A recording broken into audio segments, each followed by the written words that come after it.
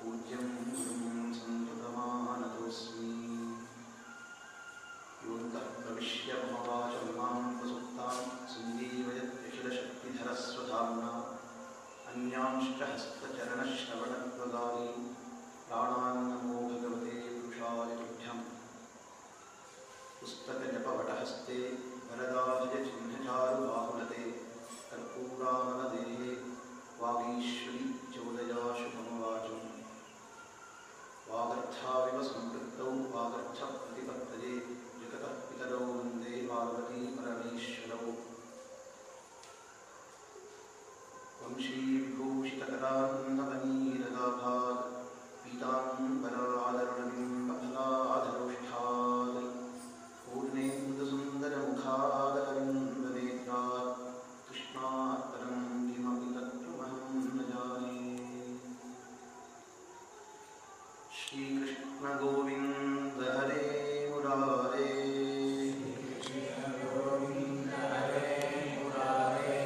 हे नाथ नारायण वासुदेव प्रद्युम्न दामोदर विश्वनाथ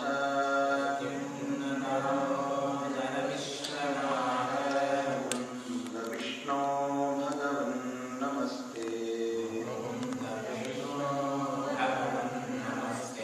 श्रीकृष्ण गोविन्द हरे मुरारे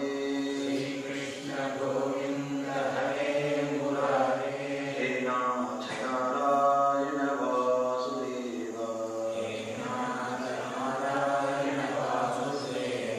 प्रद्युम्न दामोदर विश्वनाथ मुकुन्द विष्णो भगवन् नमस्ते। श्रीकृष्ण गोविन्द हरे मुरारे हे नाथ नारायण वासुदेव प्रद्युम्न दामोदर विश्वनाथ मुकुन्द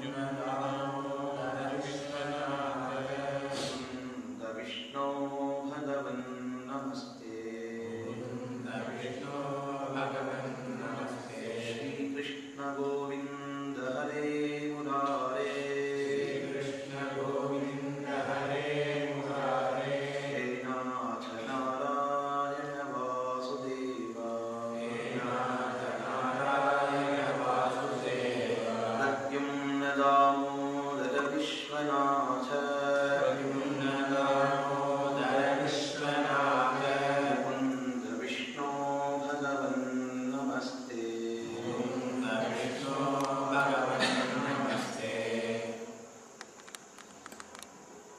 இது 6வது வாரம். இன்னைக்கு 3/1/2004.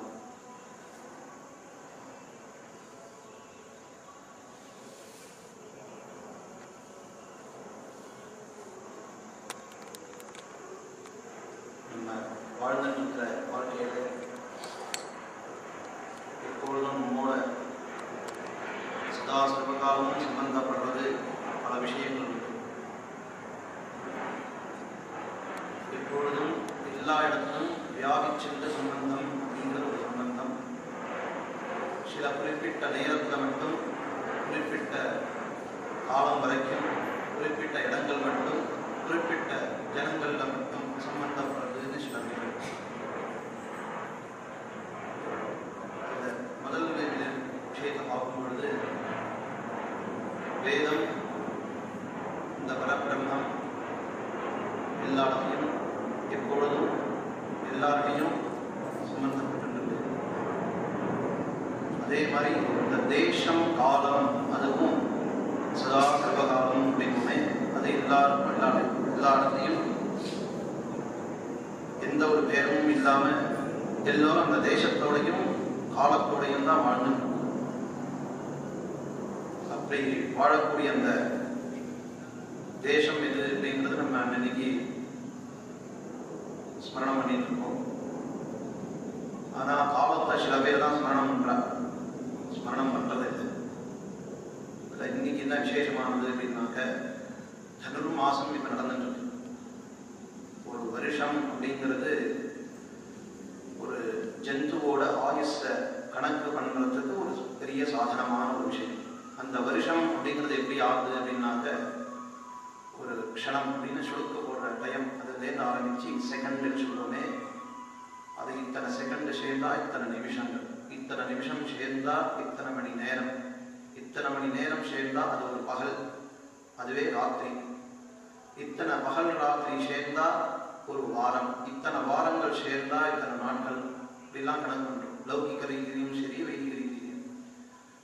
அந்த வைதிக ரீதியில் கணனம் பண்ணும் பொழுது இத்தனை அகோராத்திரங்கள்லாம் சேர்ந்தாக்க தேஜுத்ரிம்ஷத் அகோராத்திரா, அந்த நாழிகை கணக்குன்னு ஒரு செகண்ட், ஒரு சுடுக்கிற நேரத்திலேருந்து ஆரம்பித்து 30 நாழிகை பகல், 30 நாழிகள் ராத்திரி, அந்த ரெண்டும் சேர்ந்து 60 நாழிகை ஒரு நாள். பக்ஷஸ்தே தச பஞ்சத, அந்த ஒரு பகலும் ஒரு ராத்திரியும் சேர்ந்தது ஒரு நாள். அதே மாதிரி 5 + 10 அது ஒரு பக்ஷம் அப்படின்னு சொல்றோம். அது சுக்லபக்ஷம் கிருஷ்ணபக்ஷம் அப்படின்னு 2 விதம். அந்த சுக்ல கிருஷ்ணம் அப்படிங்கிற பேரத்தினால 15 15 30 ஒரு மாசம் கணக்கு. இந்த மாதிரி 12 மாசம் சேர்ந்தது ஒரு வருஷம். இவ்வளவுதான் மேக்சிமம் கணக்கு. ஒரு வருஷமும் கணக்கு பண்ணியாச்சு. அதுக்கு மேலே பார்க்கறதுன்னா எல்லாம் வருஷ கணக்கு தான் தீர்மானம். எத்தனை வருஷம் வரைக்கும் நம்மளுடைய ஆயுசு, மனுஷாவுடைய பூலோகத்தில் உள்ள ஆயுசு, பூலோகத்தினுடைய ஆயுசனுடைய இத்தனை வருஷங்கள் சேர்ந்து தெய்வதைகளுக்கு எப்படி ஆயுசு ஆகுது, பிதர்களுக்கு எப்படி ஆயுசு ஆகுது அப்படிங்கிறதெல்லாம் கணக்கு வேதத்தை சொல்லப்பட்டிருக்கு. அந்த விதத்தில் இது தனுர் மாசம், அதாவது சூரிய பகவான் தனுஷ் அப்படிங்கிற ராசியில், 12 ராசியில் தனுர் ராசியில், அந்த ராசியில் சஞ்சரிக்கும் பொழுது ஏற்படக்கூடிய தனுர் மாசம்னு சொல்லுவோம். எந்த ராசி இருக்கோ அந்த ராசியில் பூர்ண சஞ்சாரம் ஆரம்பத்தே கடைசி வரைக்கும் பண்ணுறதுக்கெல்லாம் தனுர் மாசம்னு சொல்லுவோம். நான் சங்கல்பத்தை பண்ணும்பொழுது இந்த வருஷத்தை அஸ்மின் சம்வத்சரே அயனே ரிதௌ மாசே அப்படிங்கும் பொழுது, மாசம் அப்படின்னா பூர்ணமாக அந்த ராசியோட சஞ்சாரம் எப்போலேருந்து எது வரைக்கும் இருக்கோ அது வரைக்கும் இந்த மாசம்னு கணக்கு. 12 மாசத்துக்கும் சூரிய பகவான் ஒவ்வொரு ஸ்வரூபத்தை எடுத்துட்டு ஜனங்களை ரட்சிச்சுட்டு இருக்காங்க. அதில் இந்த தனுர் ராசியில் வரும்பொழுது ஒரு ஸ்வரூபம்.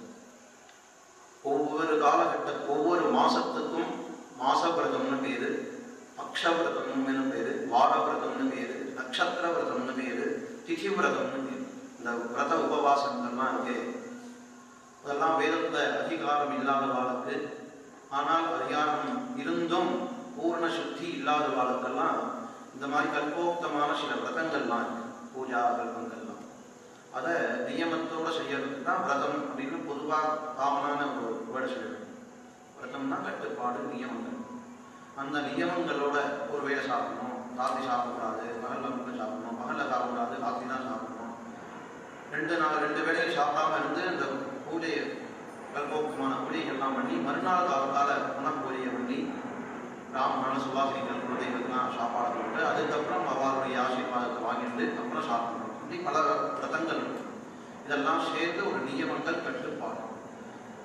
இந்த விரதத்தோட கூடிய ஒரு கல்போக்தமான ஒரு பூஜையை பண்ணினாலே பல சித்திகள் நமக்கு ஏற்படுறது அப்படின்னு புராண இதிகாசங்கள்லாம் நமக்கு வழிவகுத்து வச்சிருக்காங்க. அந்த விதத்தில் ஒவ்வொரு மாசத்துக்கு ஒவ்வொரு தானம் பண்ணணும், ஒவ்வொரு இடத்துல போய் ஸ்நானம் பண்ணணும்னு இருக்கு. ஒவ்வொரு விரதத்தை ஒவ்வொரு மாதத்துலையும் பல விரதங்கள் இருக்கு. அதில் முக்கியமான சில விரதங்களை கண்டிப்பாக அவசியம் காணலாம். அதே மாதிரி சில காய்கறிகள், சில பருப்பு வகைராக்கள், தானியங்கள்லாம் தவிர்க்கணும். இது ஒவ்வொரு மாதம். இன்னைக்கும் உத்தரப்பிரதேசத்துக்கு போய் பார்த்தோம் அப்படின்னாக்க, உத்தரப்பிரதேசம்னு சொல்ல வேண்டாம், இங்கேயே அந்த சம்பந்த ஒரு நியமத்தோட வாழ்ந்துட்டு வாழ்வு பல பேர் இருக்காங்க. அவ அந்த மாதம் முழுக்க தயிரையே தொடமாட்டான். ஒரு மாதம் முழுக்க பாலையே யூஸ் பண்ணக்கூடாது. அதாவது டைரக்டா தயிர், டைரக்டா பால் இல்லாமல் தயிர் எப்படி இருக்கணும்னு கேள்விக்கூடாது. இப்படி பல விரதங்கள் இருக்கு. அந்த ஒரு மாதம் முழுக்க தயிர் கூடாதுன்னா கூடாமையே இருப்பாங்க. தயிரை கண்ணால் கூட பார்க்க மாட்டாங்க. அது ஒரு நியமம். அது அந்த விரதத்துக்காக சொல்லப்பட்ட விசேஷ தர்மம். அந்த மாதிரி சில தானியங்களை தவிர்க்கணும். இதை மட்டும்தான் சாப்பிடணும்னா அதுக்கு தகுந்த மாதிரி அதுக்கு ஒட்டி வந்தால் எந்த சாப்பாடு கிடைக்கிறதோ எப்படி பண்ண முடியுமோ அதை மட்டும் பண்ணலாம். அப்படி சாப்பிட்டு அந்த விரதத்தை அந்த மாதத்தை கழிச்சிடணும். இப்படி பல விருத்தார்கள் இன்றைக்கும் வாழ்ந்துட்டு இருக்காங்க. அந்த மாதிரி வரக்கூடிய காலத்துக்கு இது மார்கழி மாதம் அப்படின்னு தமிழில் சொல்லுவோம். இந்த மார்கழி மாதத்தில் பல வைசிஷ்டியம் உண்டு, மகாத்மியம் உண்டு. அதை மார்கழி மாதத்துக்குன்னு ஆரம்பித்தோம் அப்படின்னாக்கா வேத பிரவச்சனமாகாது, மார்கழி பிரவச்சனமாகவே ஆகிடும். அதாவது ஒரு சூக்ஷ்மமாக சொல்லிட்டு நம்ம பிரவச்சனத்தில் இருப்பாங்க. மார்கழி மாதம் அது தனுர் ராசியில் சூரிய பகவான் சஞ்சரிச்சு ஆரம்பித்த கையோட அன்னைக்கு காத்தாலேருந்து பொதுவாக பூஜா கிரமங்கள் நம்ம வேத நோக்கமான கர்மானுஷ்டானங்களை பின்னாடி பார்க்க போகிறோம். நித்திய நைமித்திக காமியங்கள்னு போன தடவை முடிச்சவங்க. அந்த நித்திய கர்மாக்களில் பஞ்சாயத்தன பூஜையும் உண்டு. பாபாவுடைய குல சம்பிரதாயம், தேச சம்பிரதாயம், குரு உபதேசத்தினுடைய கிரமத்தில் எந்தெந்த பிரதான தேவதையை ஆராதனை பண்ணாலோ அதை பிரதானமாக நடுக்கில் வச்சு மற்ற தேவதைகளை அங்க தேவதைகளை பிரதட்சிண கிரமமாக வச்சு ஆராதனை பண்ணுறது ஒரு பஞ்சாயத்த பூஜைங்கிறது ஒரு விசேஷமான நித்திய தர்மம். அந்த நித்திய பூஜையை சாதாரணமாக சந்தியாவந்தனத்தை தவிர அதுவும் நித்திய கர்மா, ஆனால் அதுதான் ஆரம்பம். அதை தான் முன்னாடி பண்ணலாம். சூரியோதயத்துக்கு முன்னாடி பண்ணலாம், இல்லை பண்ணணும். அதை ஆரம்பிக்கணும். சூரியன் உதிச்ச அப்புறம் அதை உபஸ்தானம் அதாவது முடிக்கணும். அதேமாதிரி சாயங்கால சந்தியாவந்தனத்தை சூரியன் இருக்கும் பொழுதே ஆரம்பிக்கணும். சூரியன் அஸ்தமிச்சானும் நட்சத்திரோதயம் நட்சத்திரங்களை பார்த்தவரை உபஸ்தானம் பண்ணி முடிக்கணும். சூரியோதயத்துக்கு முன்னாடி கால வேளையில எந்த ஒரு கர்மானுஷ்டானமும் கிடையாது. சந்தியாவந்தனம், ஸ்நானம் சந்தியாவந்தனத்தை தவிர. அந்த சந்தியாவந்தனத்தை தவிர வேறு எதுவும் கிடையாது மற்ற மாசங்கள். அதுக்கு சூரியோதயிச்சுக்கு அப்புறம் தான் சில காலங்கள் இந்த காலத்தை இப்போ இதை பண்ணணும்னு விதிச்சிருக்காங்க.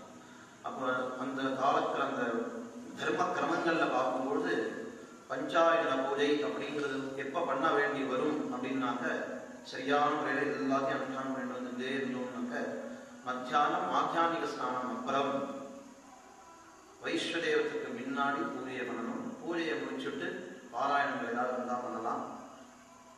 சாப்பிட்றதுக்கு முன்னாடி வைஸ்வதேவம் பண்ணணும். கொஞ்ச நாளைக்கு காத்திருந்து அதிதிகள் யாராவது வரலாம் பார்த்துட்டு கையோடு உடனே சாப்பிடணும். இதுதான் நித்தியதுக்காக 12 மணி 12:30 மணி சுமார் கணக்காயிடும் பூஜைக்கு படுத்துக்கு 11:30 12 அந்த ஒரு கணக்கு காலம் கொஞ்சம் பூஜையை அப்போ தான் பண்ணணும். ஏதோ இன்னைக்கு ஓடுற காலத்தில் ஏதோ ஒரு பக்தி கோயிலையோ கிடைச்சதோ கிடைக்கலையோ சுமாரான ஒரு சந்தர்ப்பங்கள் வஸ்துக்களை வச்சு சம்பாரங்களை வச்சுருந்தா அதாவது சுவாமி பூஜை அப்படிங்கிறதோ பண்ணக்கூடிய ஒரு பாக்கியம் நமக்கு கிடைச்சவா ஆராதனை அப்படின்னுக்கா. ஆனால் இந்த மார்கழி மாதத்தில் மட்டும் உஷக்காலத்தில் பிராம முகூர்த்தத்தில் ஸ்நானம் பண்ணிட்டு உடனே பூஜை பண்ணலாம்னா இல்லை, சந்தியாவந்தனத்தை ஆரம்பிச்சிடணும். அந்த காயத்ரி உபஸ்தானத்தையும் பண்ணிடணும். ஆதித்யோபஸ்தானம்ங்கிறது தான் சூரியோதயத்துக்கு அப்புறம் வச்சுக்கணும். இல்லை அப்படின்னா ஜபம் வரைக்கும் 2 விதமான ஒரு உபதேச கிரமங்கள் இருக்கு. வைதிக பஞ்சதி சம்பிரதாயம் அது வரைக்கும் பண்ணுவா. பண்ணின உடனே உடனே சிவ பூஜைக்கு உட்காந்துடும். அந்த பஞ்சாயத்து பூஜை சிவ பிரதானமாக பூஜை பண்ணுறவா சிவ பூஜையை பண்ணுவா. விஷ்ணுவை பிரதானமாக ஆராதனை பண்ணுறவா விஷ்ணு பஞ்சாயத்தனம் அப்படின்னு வச்சுருப்பா. சக்தியை பிரதானமாக வச்சுருந்து உபாசிக்கக்கூடியவாள்னா சக்தி பஞ்சாயத்தனம். அதே மாதிரி சூரிய பஞ்சாயத்தனம், கணேச பஞ்சாயத்தனம். இல்லையா? அந்த மாதிரி 5 விதமான தேவதைகள் பிரதானம். அந்த பஞ்சாயத்தன பூஜையை பிராம முகூர்த்தத்தில் பண்ணணும்னு இருக்கு. அதுக்கு என்ன பலன் அப்படின்னா அந்த மார்கழி மாதத்தை கால வேளையில் பண்ணக்கூடிய அந்த ஒரு நாள் பண்ணக்கூடிய சிவ பூஜையினுடைய பலன் 1000 வருஷம் தபஸ் பண்ணினா என்ன பலனோ அது அந்த பலன் வரும்.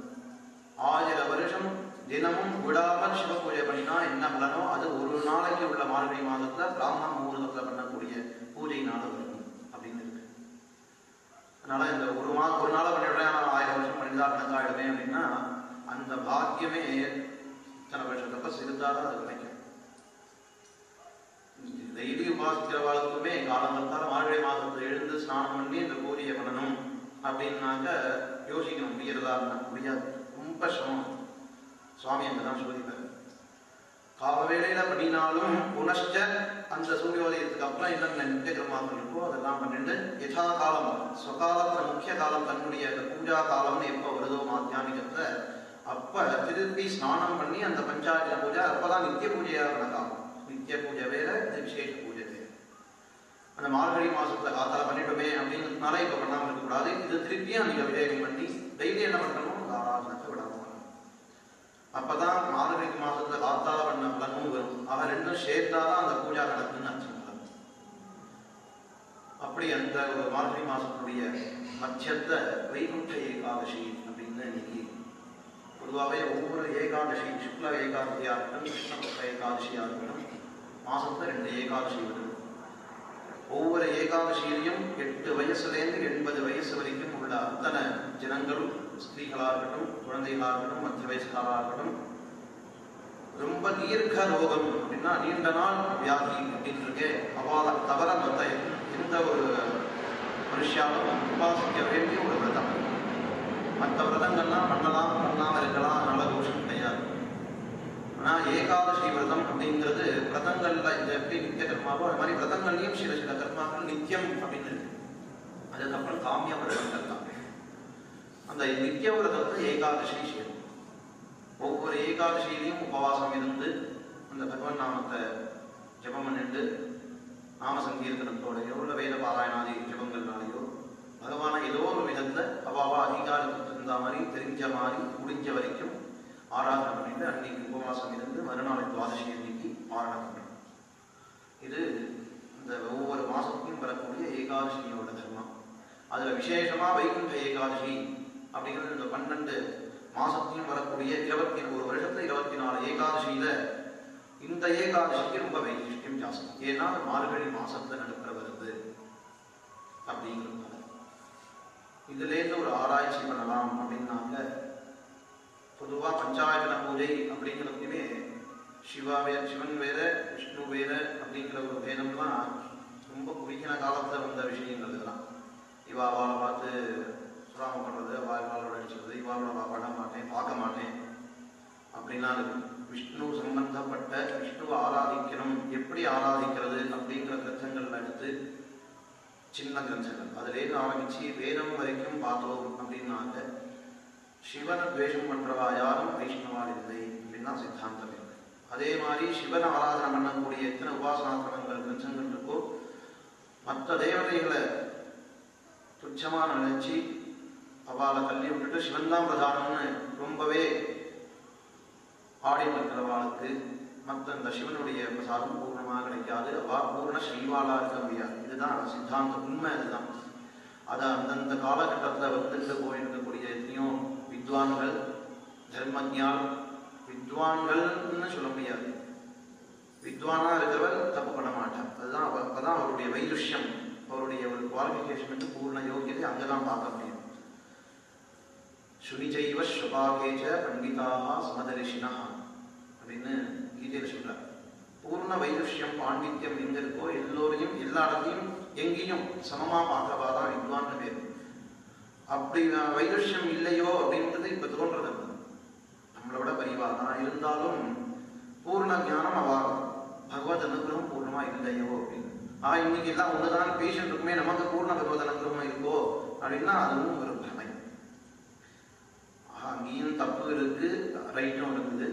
அதனாலதான் கவி என்ன சொன்னார், புராணம் இத்தேவ ந சாது சர்வம், பழசெல்லாமே சரியா இருக்கும், அதனால எதுவுமே யோசிக்க வேண்டாம் பண்ணிடும் அப்படின்னு சொல்லாத. இது எல்லாமே பூர்ணமா சாதுவா இருக்காதுன்னா சாது சர்வம். நச்சாபி காவியம் நவமித்யபத்தியம், எல்லாம் புதுசா வரதெல்லாம் மாறி இருக்கும், கச்சாமுச்சான் இருக்கும், அதை எடுத்துக்காத அப்படின்னு உதறவும் உதறாதே. சந்த பரீட்சிய அந்நிய தரத்வஜந்தே, ரெண்டையும் வச்சு விவேச்சனம் பண்ணி விவரணம் பண்ணி அதுல எது நல்லது கெட்டது, நல்லது கெட்டதுன்னு ஸ்தூலமா பார்க்கக்கூடாது, மேலாக பார்க்கக்கூடாது, உள் வரைக்கும் சூக்ஷ்மமா பார்த்து அதை புரிஞ்சுட்டு நம்ம நடக்கணும் அப்படின்னு ஒரு கவி சொல்றாரு. அந்த மாதிரி 2 இடத்தையும் அந்த காலத்துல நல்லதனுடைய பலன் இன்னைக்கு நம்ம நல்லா இருக்கும். ஒரு கவலம் அன்னம் கிடைக்கிறதுனா அவருடைய அனுகிரகம். அதே சமயத்துல அந்த காலத்துல பண்ணக்கூடிய நம்ம முன்னோர்கள் பண்ண தப்பையும் அதனுடைய பலனையும் நம்ம அனுபவிச்சுட்டு இருக்கோம். இன்னைக்கு அனுபவ ரீதியில கண்ணு முன்னாடி அனுபவிச்சுட்டு இருக்கோம். அந்த மாதிரி சிவ விஷ்ணு பேதம் அப்படின்னா பேசியோ இன்னைக்கு எல்லாமே ஒண்ணுதான் ஆரம்பிச்சு இந்த சிவன் விஷ்ணுலாம் கூட போய் இன்னைக்கு லேட்டஸ்டா நிறைய வருது. அது ரொம்பவே டீப்பா பேச ஆரம்பிச்சோம் அப்படின்னா நமக்கே தர்மத்துக்கு சங்கடமாகும். தர்ம சங்கடம் இல்லை, தர்மத்துக்கு சங்கடமாகும். அப்படி சிவ விஷ்ணுவோட பேதம் இல்லை அப்படிங்கிறத காமிக்கிறதுக்கும் மார்கழி மாசம் அமைஞ்சிருக்கோன்னு ஒரு ஆராய்ச்சி பண்றதுக்கு இன்னொரு வாய்ப்பு கிடைச்சிருக்கு.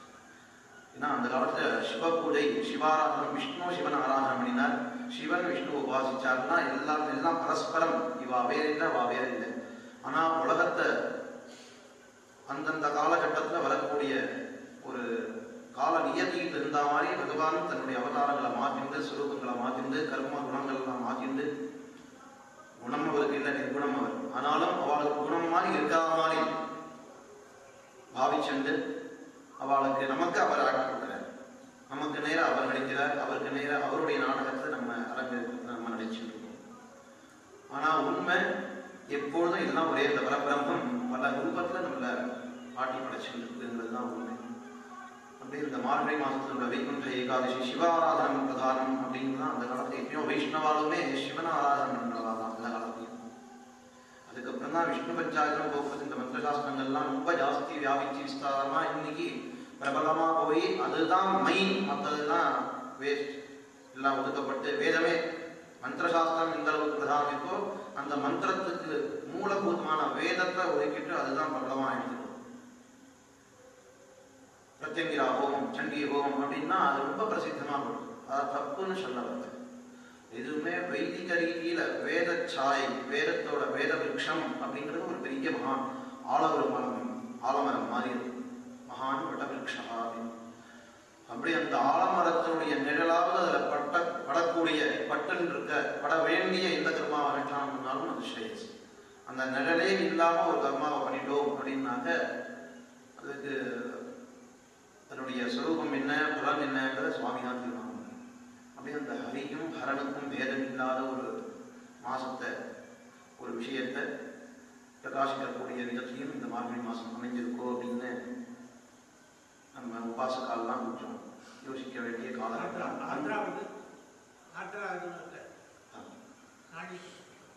இந்த மாதிரி பல விஷயங்கள்லாம் இருக்கக்கூடிய இந்த மார்கழி மாசத்துல இன்னைக்கு வைகுண்ட ஏகாதசி வரக்கூடிய இருக்கும்.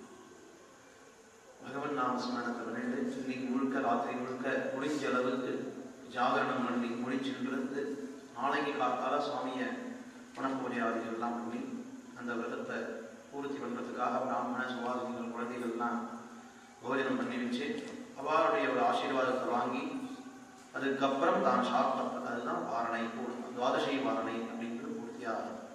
இது ஒவ்வொரு ஏகாதசிக்கும் துவாதசிக்கும் உள்ள தர்மங்களாக இருந்தாலும் இந்த மார்கழி மாதத்தில் உள்ள இந்த வைகுண்ட ஏகாதசி வைசிஷ்டியம் மகாத்மியம். நான் காலத்தோட வாழணும் அப்படிங்கிறதுனால அந்த காலத்தையும் கொஞ்சம் ஸ்மரணம் பண்றதுக்காக இந்த வைகுண்ட ஏகாதசி அமைஞ்சிருக்கு.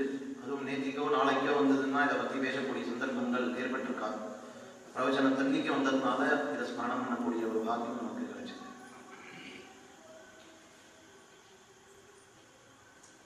கடந்த 5 வாரமா வேதம் அப்படின்னா என்ன, அதனுடைய ஸ்வரூபம், அதனுடைய லட்சணம், அது எப்படி பரவிட்டு இருக்கு, யார் யார் அதை பிரவச்சனம் பண்ணி விஸ்தரிச்சு இன்றளவுக்கும் காப்பாற்றிட்டு வந்தா அப்படிங்கிற விஷயங்கள்லாம் 5 வாரமா அலட்சி தெரிஞ்சிருந்தோம். அந்த வேதம் அப்படிங்கிறது எதுக்காக வந்தது, அதனுடைய பிரவருத்தி என்ன அப்படின்னு பார்த்தோம்னாக்க வேதாகி யஜ்ஞார்த்தம் அபிப்பிரவருத்தா. வேதம் அப்படின்னா வைதிகமான ஜீவனம் தான் நமக்கு எல்லாருக்கும். நம்ம தெரிஞ்சோ தெரியாமலோ ஆசைப்பட்டோ படலையோ வேண்டாம் அப்படின்னு ஒதுக்கினாலும் அந்த வைதிகத்தோட ஒரு ஜீவனம் தான் நமக்கு ஒவ்வொரு மனுஷன் ஒவ்வொரு ஜந்துக்கும் அமையும். ஏதோ ஒரு சந்தர்ப்பத்தை வாழ்நாளில் ஏதாவது ஒரு க்ஷணகாலமாவது இந்த வைதிகமான ஒரு ஜீவனம் எல்லாருக்குமே அமையும். வைதிகமான ஜீவனம் அமைகிறது அப்படிங்கிறது ரொம்ப பாக்கியம் பண்ணிருக்கணும். பாக்கியம் பண்ணாட்டாலும் சுவாமியோட அனுகிரகம் கடைசியில் அந்த காலகட்டத்தையாவது சுவாமி கொடுத்துருவார். ஏதோ அதுக்காக அந்த கஷ்ட நஷ்டங்கள் சுக துக்கங்கள் லாபாலாபம் இந்த ஜெய பராஜயங்கள்லாம் அதுக்காக சுவாமி நம்மளை சோதிச்சு கொடுக்கறதுக்காக எல்லாத்தையும் கொடுக்குறாரு, சோதிக்கிறதுக்காக. அதில் ஏதாவது ஒரு காலகட்டத்தில் பூர்ணமாக வைதிக ஜீவனத்தை அவர் மாறுவானா அப்படிங்கிறதுக்காக. ஆக அந்த வைதிக ஜீவனத்தை வாழ்ந்துட்டு இருந்தாலும் நம்மளோட வாழ்ந்துட்டு இருப்பா தாயார் தகப்பனார், நம்ம குரு, ஃப்ரெண்ட்ஸுகள், பந்துக்கள்லாம். ஆனால் அவள் இருக்கும்பொழுது அந்த பெருமை தெரியாது. போனப்புறமோ இல்லை தூர தேசத்தில் இருக்கும் பொழுதோ பக்கத்தில் இல்லையேங்கிற ஒரு ஆதங்கம் இருக்கும். லௌகிகமான உதாரணத்துக்கே அப்படி இன்னைக்கு பிறந்து நாளைக்கு போகிறோம், அதுக்குள்ளேயே இத்தனை பிரேம பத்தங்கள் பிரேம பாஷங்கள்லாம் இருந்து அது இருந்தால் சுகப்படுறோம், என்ன அதாவது சந்தோஷமா இருக்கும், சிரிக்கிறோம். இல்லை பக்கத்தில் இல்லையா இருக்கும், சுத்தமாக பூர்ண அபாவமாக இருந்தாலும் அதை பார்த்து துக்கப்படுறோம். ஆனால் எப்போதுமே நம்மள்கிட்ட இருந்துருக்கு, அதை வச்சுட்டு தான் நம்ம ஜீவிச்சுட்டு இருக்கோம் அப்படிங்கிற ஒரு வஸ்து நமக்கு பெரிய ஒரு பொக்கிஷம் இருக்கிறதையே நம்ம இந்த காலத்தில் மறந்துட்டோமோ அப்படிங்கிற ஒரு அச்சம் கூட இருக்கு. இந்த வேதம் நமக்கு இருக்கு, நம்ம தேவை இல்லை, மழை நமக்கு வேண்டாம் அப்படின்னு ஒதுக்கினாலும் அது அந்த இடத்துல வந்து விழ வேண்டிய காலகட்டத்தில் காப்பணும், பேச்சு தான் ஆகும். நிறையா பேர் நம்ம ஜீவிச்சுட்டு இருக்கிற ஜென்மாக்கள்லேயே நிறையா பேர் நம்ம மனுஷாலேயே பல இடங்கள்ல ஜலம் வேணும் அப்படின்னு எதிர்பார்க்கிறோம், பல இடத்துல வேண்டாம், எதுக்கு தேவையில்லாமல் இப்போ பெஞ்சிட்டு இருக்கு அப்படின்னு ஒதுக்குறோம். ஜலம் வேண்டாம்னு யாரும் சொல்லலை, எப்போ தேவை நம்ம தேவைக்கு அது பெய்யாது. அது தேவை இருக்கும்பொழுது அதனுடைய பிரகிருதி இயற்கையும் பொழுது பெய்யறத ரசிக்கணும். சூரியன் ரொம்ப தகிக்கும் பொழுது திட்டக்கூடாது. தபந்தம் நனிந்தேது தத்விரதம் சாந்தோக்கிய உபநிஷத்துக்கு. நான் ரொம்ப தகிக்கும் பொழுது அந்த சூரியனுக்கு ரொம்ப வெயிலா இருக்கு, இல்லை அவ்வளோ கத்திரி வெயிலா இருக்கு, தாங்க முடியலையே தாகம் அப்படின்னு சொல்றதுக்கும் மேல கொஞ்சம் போய் நம்ம சில உபாதைகளை அதை அனுபவிக்கும் பொழுது கொஞ்சம் திட்டிடும், தேவையில்லாத ஒரு இது அப்படின்னு சுவாமியே சூரிய பகவானையே அந்த மாதிரி இருக்கிறப்ப அவருடைய இயற்கை அது அந்த சமயத்தை அந்த ஒரு ராசியில சஞ்சரிக்கும் பொழுது அவருடைய சக்தி உக்கிரமாகுது. இதுதான் தாற்பயம். அப்போ அதையும் பார்த்து ரசிக்கணும், அந்த இயற்கையோடையே நம்ம போகணும். அப்பதான் பிரகிருதியோட ஆசீர்வாதம் அனுகிரகம் நமக்கு வரும். அதே மாதிரி வருஷந்தம் நனிந்தே தத்ரதம், மழை பெய்ஞ்சிட்டு இருக்கும் பொழுது அதிவிருஷ்டியா இருந்தாலும் அதை நிந்திக்க கூடாது. இது அதிவிருஷ்டியா இருக்கு அப்படிங்கிறது நமக்கு தெரியும். அதாவது அக்காலத்துல விருஷ்டியோ ரொம்பவே தேவையில்லாம வெளிநாட்டுலாம் பார்த்தோம்னா வெள்ளமா அடிச்சுட்டு போகுதுன்றான். இங்கே தேவை இருக்கிற இடத்துல இல்லை, தேவையில்லாம அதாவது அங்கேயும் தேவைக்கு மேல அடிச்சு கொடுக்கறது, அதை எதிர்பார்க்கலாம். பூர்ணமா இருக்கிற இடத்துல பேசி அது விநாசத்தை ஏற்பட்டு அதுக்குதான் அதிவிருஷ்டி இருக்கு. இங்கே அனாவிருஷ்டிங்கிறது.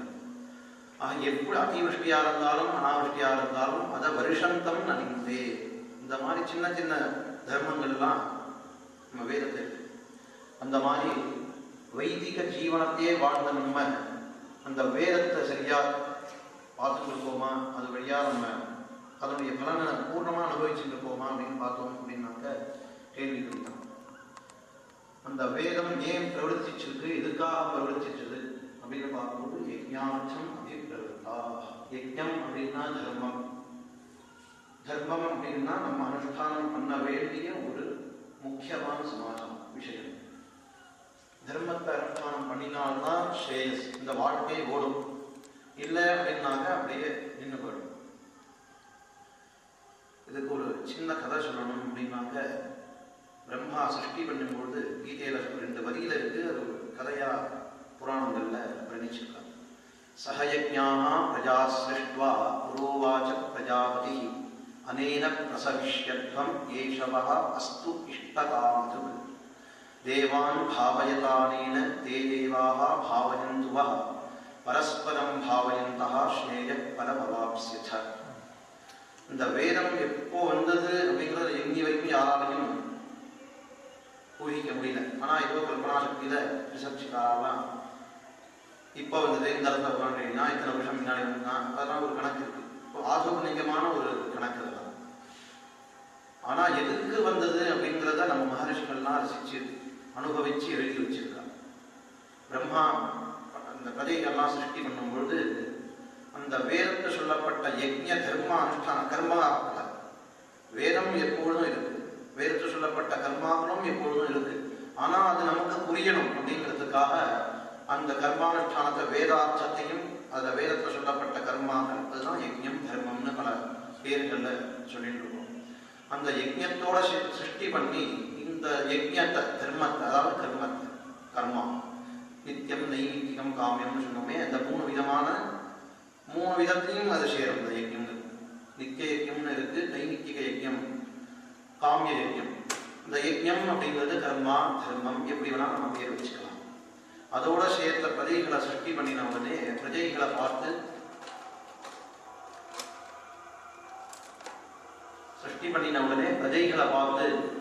சொன்ன முதல் வார்த்தை பிரம்மா பகவான், இந்த உங்களுக்கு பெரிய பொக்கிஷத்தை உங்களுக்கு கொடுத்துருங்க, இதனால உங்களுக்கு என்ன தேவையோ அதை நீங்க அடைஞ்சுங்கோ. இது மூலமா அனேன பிரசவிஷ்யத்வம் பிரசவஹாம், எதை கேட்கிறோமோ கேட்கறதுலாம் அள்ளி வாரி கொடுக்கறதுக்கு பிரசவம்னு பேர். பிரகர்ஷேன சவஹா சூன்யி அபிஷவே அப்படிங்கிற தாது, அதாவது அப்படியே அமுத சுரபி மாதிரி போட்டுறதுன்னு சொல்றோமே வர்ணிக்கிறோமே, அதுக்கு தான் சவஹான்னு பேர். பிரசவஹா பிரகர்ஷேன விசேஷமாக நான் ஸ்டாப்பா வரக்கூடிய அந்த ஒரு அருவிக்கு தான் பிரசவம்னு பேர். அனேன பிரசவிஷ்யத்வம், இந்த யஜ்ஞ தர்ம கர்மானுஷ்டானத்தினால என்னென்ன உங்களுக்கு தேவையோ அதெல்லாம் அடைஞ்சுக்கோ. ஏன் அப்படின்னா ஏஷவகா அஸ்து இஷ்ட காமது, உங்களுக்கு இந்த யஜ்ஞமானது பெரிய கல்பவிருட்சம். உங்களுக்கு என்னென்ன தேவையோ என்னென்ன நினைச்சிட்டு இருக்கீரோ அதெல்லாம் கொடுக்கக்கூடிய ஒரு காமதூக கல்பவிருட்சம், காமதேனுவா உங்களுக்கு இது அமையட்டும் அப்படின்னு ஆசீர்வாதம் பண்ணி கொடுத்தாரு. அதுக்கப்புறம் ஒரு ஆர்டர், இது பண்ணணும் அப்படின்னா சரி வேணும்போது பண்ணிக்கிறோம் அப்படிங்கிறது எல்லாம் இருந்துட போறா அப்படிங்கிறதுக்காக தேவான் பாவயத அனேன, இந்த யஜ்ஞா தர்மத்தினால யஜ்ஞானுஷ்டானத்தினால கர்மானுஷ்டானத்தால். ஏன் நான் மூணு சேர்த்தே சொல்றேன்னா, கர்மா வேற தர்மம் வேற யஜ்ஞம் வேறன்னு உடைய பாதிச்சுட்டு இருக்காங்க. மாயை நான் ஒண்ணுமே புரியல. யஜ்ஞம்னா ஏதோ சில பேர் தான் பண்ணக்கூடிய, அதுக்கு தான் யஜ்ஞம்னு பேர். ஆனா இன்னைக்கு எல்லாமே ருத்ர யஜ்ஞம் விஷ்ணு யஜ்ஞம் கணபதியா அவன் ஹோமம்லாம் எடுத்துக்கும். 1008 சஹஸ்ரமூல கணபதி அப்படின்னு உங்களுக்கு சொன்னாங்க. அந்த ஹோமத்துக்கு ஹோமம்னு சொல்றது கணபதி யாகம். அந்த யாகம்னு போட்டாலே அப்படியே பெரிய ஒரு பயமுத்திரா மாதிரி ஒரு அட்ராக்ஷன் வரும் அப்படிங்கிறதுனால சப்தத்தை வேர்டெல்லாம் பார்த்து குறுக்கி எடுத்து போடுறாங்க.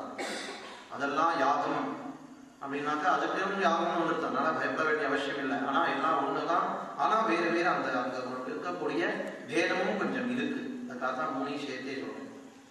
இந்த யஜ்ஞத்தினால அனுஷ்டானம் பண்ணி இந்த யஜ்ஞத்துடைய ஒரு மரணத்தை நீங்க தேவதைகளை திருப்திப்படுத்தும். தேவான் பாவயத அனேன தே தேவாகா பாவயந்துவா, இந்த யஜ்ஞானுஷ்டானத்தினால உங்களால் திருப்திப்படுத்தப்பட்ட அந்த தேவதைகள் உங்களுடைய இஷ்டத்தை பூர்த்தி பண்ணணும்.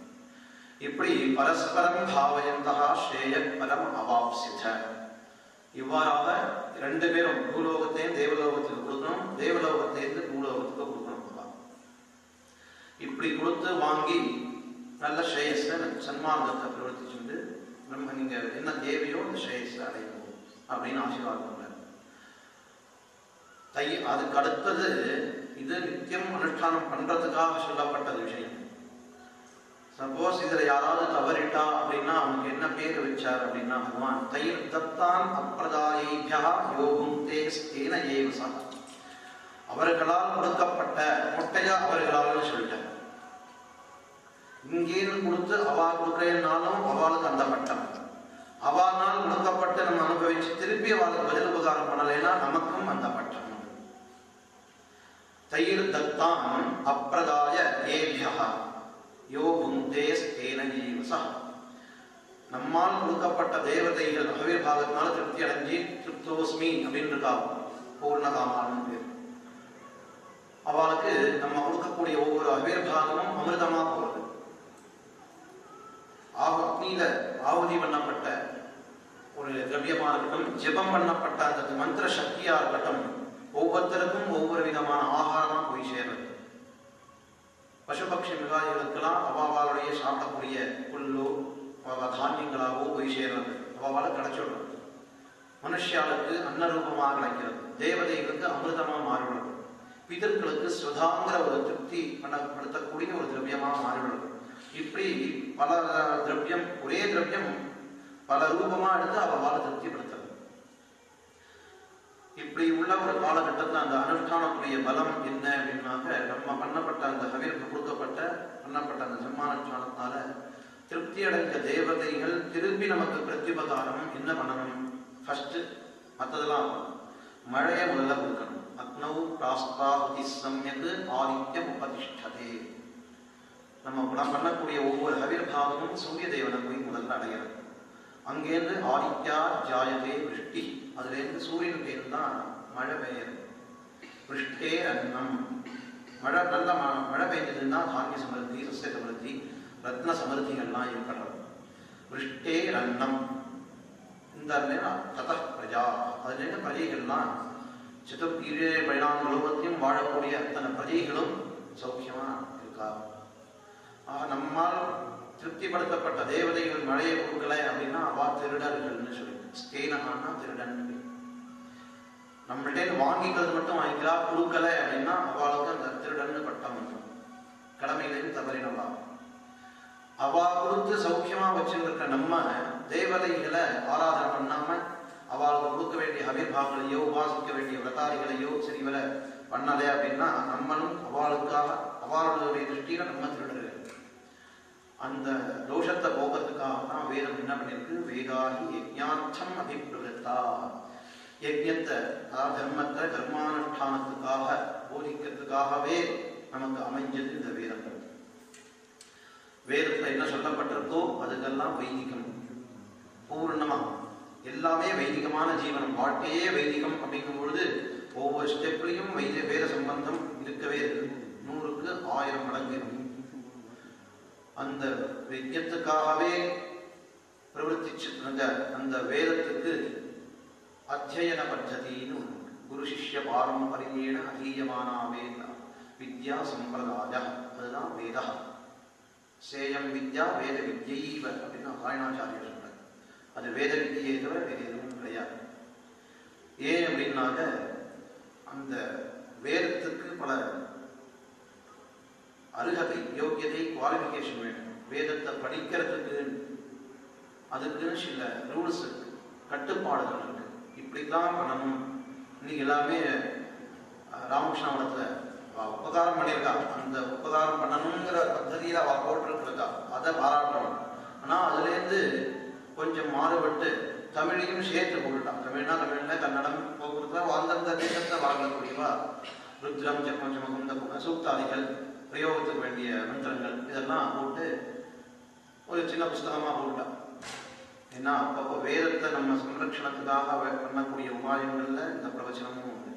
அப்போ அந்த வேதத்தை சரியான முறையில் கொண்டு போகக்கூடிய ஒரு தர்மத்தை பார்க்கும்பொழுது அது எந்தெந்த இடத்த துஷ்பிரயோகம் நடக்கிறதோ அதையும் தட்டி கேட்குற அளவுக்கு கொஞ்சம் சில சூக்ஷ்மமாக சொல்லிட்டு போக வேண்டிய காலகட்டம் தர்ம சங்கடத்தில் நம்ம இன்னைக்கு இருக்கோம். அந்த தமிழையும் போட்டதுனால என்ன ஆயிடுது அப்படின்னாக்க மற்ற பாஷைகள்ல அவ்வளவு ரியாக்ஷன் இல்லை. ஏன்னா அத்தனை அக்ஷரங்களும் மற்ற பாஷைகளிலும் இருக்கு. தமிழ்ல மட்டும் இன்னைக்கு இங்கிலீஷ்லயும் வந்துட்டு அந்த வேதம் சஸ்வரமா கேட்கவே வேண்டாம், சுத்தம். தமிழ்ல இருந்ததுக்கே பின்னாடி சொல்லணும்.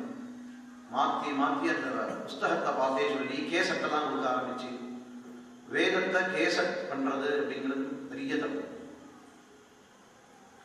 அதே மாதிரி வேதத்தை மைக்ல சொல்றது அப்படிங்கிறதும் ஒரு 90% தப்பு.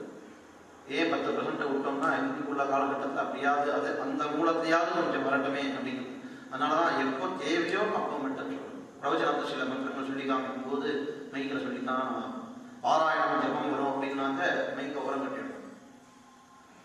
அதாவது வேதத்துக்கு இப்படித்தான் இருக்கணும், இப்படித்தான் அதை உச்சாரணம் பண்ணணும், இப்படித்தான் ஜபங்கள் பாராயணங்கள் பண்ணணும், இப்படித்தான் அதை உபாசிக்கணும் அப்படிங்கிற ஒரு வைதிக பத்ததி இருக்கு. குரு சிஷ்ய பரம்பரையா வந்தக்கூடிய ஒரு பத்ததி. அதை மாத்திட்டோம் அப்படின்னாக்க அனிஷ்டம் தான் வருமே வழிய இஷ்ட பிராப்தி வராது.